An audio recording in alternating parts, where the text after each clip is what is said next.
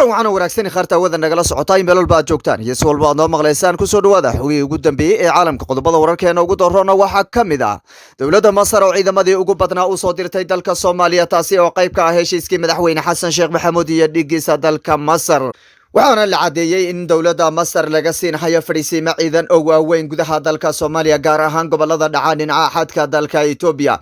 iyo dowladda Itoobiya oo jawaab kulul ka bixisay arrintaasi ayaan sidoo kale idin soo gudbin doonaa ra'iisul wasaaraha dalka Soomaaliya Xamza Cabdi Barre oo safarkii ugu horeeyay dalka dibadiisa uga baxay maanta iyo dalka uu u baxay ayaan sidoo kale idin soo gudbin doonaa waxaan dhinaca kale warkeena eegi doonaa wasiirka gaashaandhigga ee dalka Soomaaliya oo digniin culus u diray ciidamada dalka Soomaaliya hadaba digniintaasi maxay tahay warkeena ayaan si toos ah iyadana ugu faahfaahineynaa waxaan dhinaca kale eegi doonaa xogihii ugu dambeeyay ee gabi ahaanba magaalada Muqdisho iyo weerar kala duwan oo xalayto iyadana ka dhacay gudaha magaalada Muqdisho qodobadaasi iyo kuwa kale faahfaahsan ayaad warkeena kaga bogonaysaan haduu eeba yiraahdo balse waxaan si qadarin iyo xushmad leh idinka codsanaynaa hadii uu kusoo gaaro muuqaalka like saaro aragtidaada noogu reeb qaybta commentiga nagu soo bir waan idinka mahadcelinaynaa la joogitaankeena mahadsanideen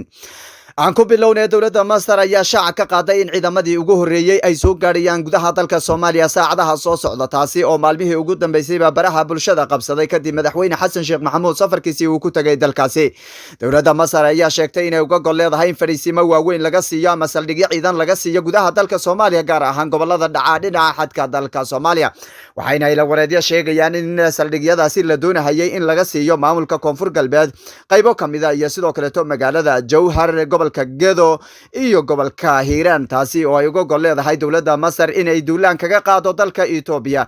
dowladda Itoobiya oo arrintaasi iyadana ka xanaaqday ayaa maalmihii ugu dambeeyay ku soo daadgureynaysa ciidamadii ugu badnaa gudaha dalka Soomaaliya gaar ahaan gobolka Gedo Koonfur Galbeed iyo Hiiraan taasi oo ay uga gol leedahay in ay ka hortagto khatar walba oo kaga iman karta dhinaca dowladda Masar oo saldhigyo halkaasi laga siin rabay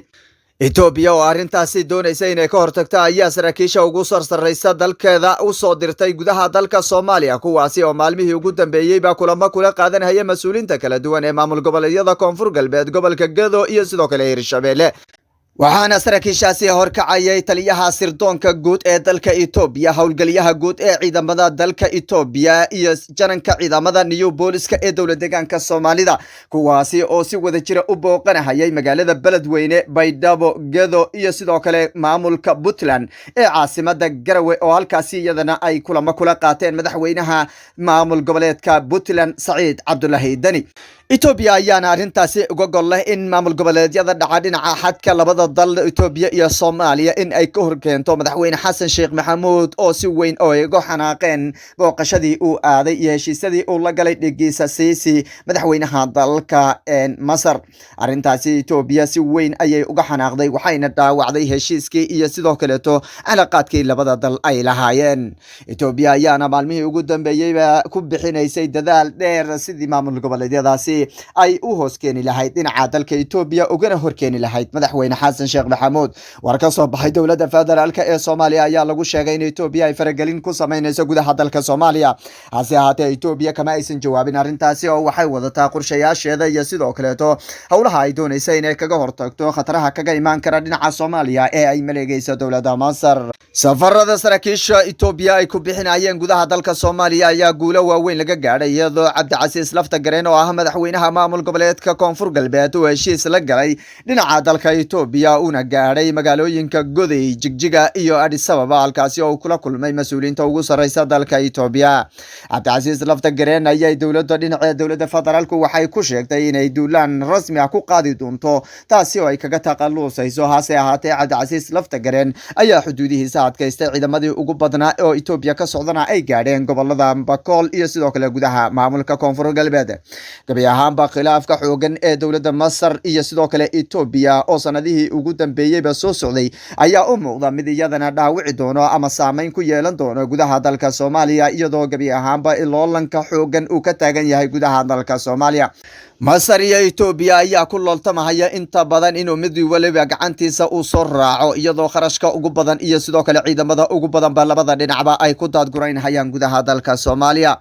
walow gudaha dalka Itoobiya uu dagaal xoogan ka haysto ra'iisul wasaare Abiy Ahmed oo dagaal xoogan ay ka socdaan ururka TPLF oo garab ka helaya Suudaan iyo Masarna ay dagaal xoogan gudaha dalka Itoobiya ay ka wadaan hase ahaatee loolanka ka jira gudaha dalka Soomaaliya ee ay ku looltamahayaan Itoobiya iyo Masar ayaa u muuqda mid saameyn weyn ku yeelan doona gudaha dalka Soomaaliya lamana oga cidda ay u hari doonto ee guusho ay raaci doonto dhinaca kale tan ra'iisul wasaaraha dalka Soomaaliya mudane Xamse Cabdi Barre oo shalayta booqasho ku tagay magaalada Beledweyne safarkiisii ugu horeeyay oo dalka dibadiisa iyo dalka gudihiisaba ahaa ayaa maanta dib ugu laabtay magaalada Muqdisho isagoo safar kale oo dalka dibadiisa uga ambabaxay magaaladaasi waxaana la sheegay ra'iisul wasaaraha iyo wafdi uu horkacayo inay u bixeen dalka Tunisia halkaasi oo uu safar kaga qayb galayo shir halkaasi ka dhacayo oo looga hadlayo horumarinta Afrika waana shir sanadle ah oo mar waliba ka dhaca dalalkaasi oo looga arinsado sida Afrika loo horumarin lahaa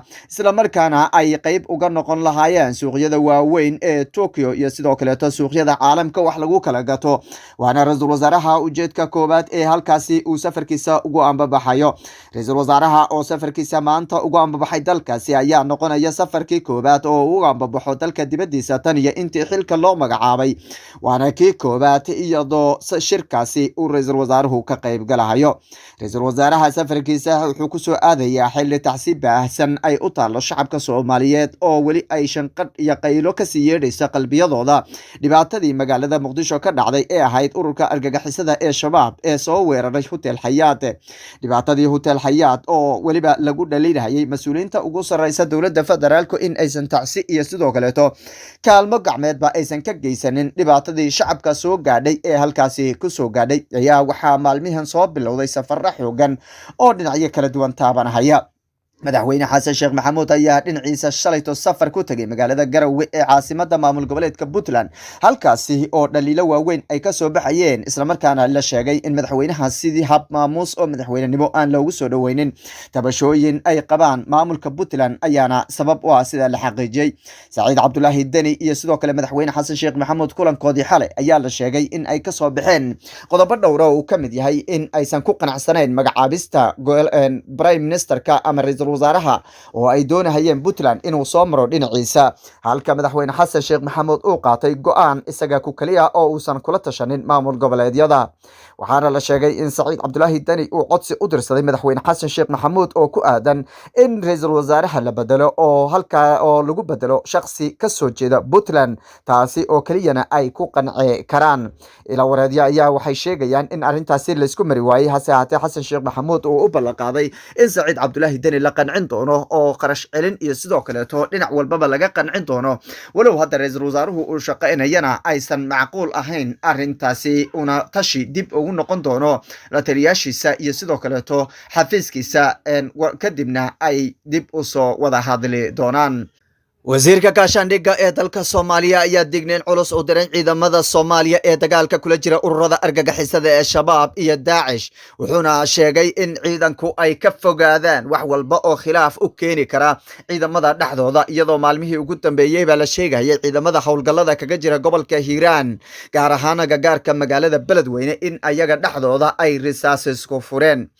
wasiirka ayaa ugu baaqay taliyaasha ciidamada hogaaminaya howlgallada lagula jiro la dagaalanka ururka argagixisada shabaab iyo Daacish in ay ka fogaadaan wax walba oo khilaaf ah ujeedkooduna uu ahaado mid hal ah kaasi oo ku wajahan la dagaalanka ururka argagixisada iyo badbaadinta shacabka Soomaaliyeed wasiirka oo bilihii ugu dambeeyay ama sanadihii ugu dambeeyayba iska hadal gaabna oo aan laga haynin wax khudbada iyo la shaqeyn ciidantoona laguna dhaliilahayay inuu yahay shakhsi aan aqoon u lahayn ciidanka iyo sidoo kaleeto arrimaha amniga ayaa markiisii koobaad ka hadlay khudbadaasi una jeediyay ciidamada digniino ku aadan in ay ka fogaadaan khilaaf sababi kara in ay ciidamadu iska hor imaadaan maalmihii ugu dambeeyayba waxaa soo badanayay in ciidamadu goob walba oo dagaal laga galo in ay iyagu iskala hortagaan xabadda taasi oo uu ka digay wasiirka gaashaandhigga ee dalka Soomaaliya waxaa dhinaca kaleeta iyadana la xusuusan yahay in weerarkii ay ururka argagixisada ku soo qaadeen Hotel Hayat ee ku yaalay magaalada Muqdisho in ciidamadu iyagu ay risaas ku adeegsadeen kadib maareynta iyo habka loo wajahayo oo taliyaashu ay isku khilaafeen halkaasina taliye sare oo lagu magacaabi jiray Bashiir in lagu dhaawacay waxaa sidoo kaleeta ku dhaawacmay askar kale oo ka tirsanayd askartii xabadda isku adeegsanaysay. halkaasi oo cashir laga qaadanayo ayaa wasiirka gaashaandhigga dalka Soomaaliya wuxuu digniino kala duwan u jeediyey ciidamada uu uga digay in ay ka fogaadaan. wuxuu dhinaca kaleeta wasiirka gaashaandhigga baaq u diray shacabka Soomaaliyeed oo uu sheegay in ay hub ka qaataan isla markaana dowladda federaalku ay ka caawin doonto hubka iyo sidoo kaleeto baahiyaadka ay qabaan sidii loola dagaalami lahaa ururada argagixisada. waxayna u muuqataa in shacabka uu ugu baaqayo inay hub ka qaataan oo ay ka garab dagaalamaan ciidamada oo hal dhinac looga soo jeedsado ururka argagixisada ee shabaab. gabi ahaanba dowladda Xasan Sheekh Maxamuud ayaa maalmihii ay soo gashayba waxay shaacisay ajandooyin ay ku sheegtay inay kula dagaalami doonto ururka argagixisada, kuwaasi oo hadal hayn weyn ay ka dhalatay. khuburo ku takhasusay dhinaca dagaalka ayaa sheegeen in arrintaasi ay keeni karto fashil siyaasadeed ayna ku habboonayn in xilliyadaasi oo kaleeto la shaaciyo qaabka loola dagaalamayo ururka argagixisada. wuxuuna sheegay in halkaasi ay ka helayaan diyaar garow iyo sidoo kaleeto faa'iidooyin ururada iyagu maleegahaya dhagaraha iyo sidoo kale weerarada tooska ee shacabka ay ku soo qaadayaan. madaxweyne Xasan Sheekh Maxamuud iyo ra'iisul wasaare Xamse ayaa si istaba joog ah waxay u shaaciyeen qaabka ay ula dagaalami karaan ama ay u soo afjarahayaan ururka argagixisada ee shabaab.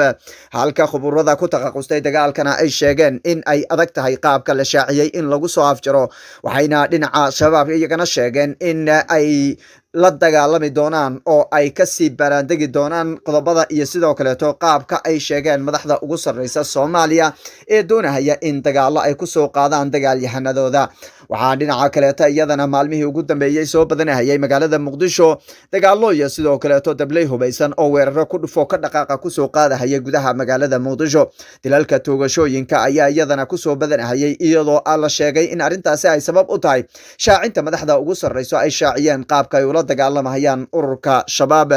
waxaana arrintaasi lagu sheegay in dowladdu ay ka hor dhacday iyadoo qorsho iyo sidoo kaleeto diyaar garow toona aan ku jirin in ay shaaciso oo afka ay ka sheegto. waxayna sabab u noqon kartaa baabiinta iyo sidoo kaleeto xasuuqa shacabka loo geysanayo arrimahaasi.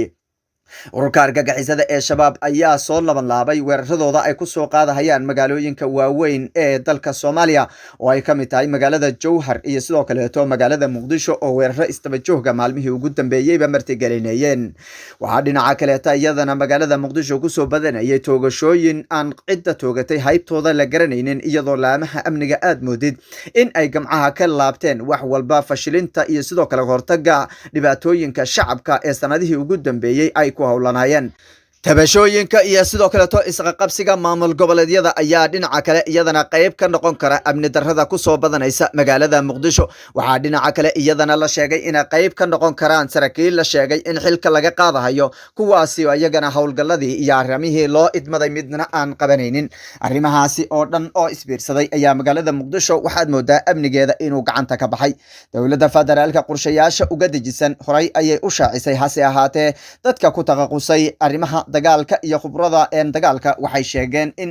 intaasiba aan looga hortagi karin dhacdooyinka iyo dhibaatooyinka xoogan ee shacabka ku haysta gudaha magaalada Muqdisho iyo gabi ahaanba dalka Soomaaliya. daawadayaal war waxaan taliyo dibadba idinka haynagu anaga intaa warka xiga intaan ka gaadhaynana waxaan idinka tegaynaa amaana Allah.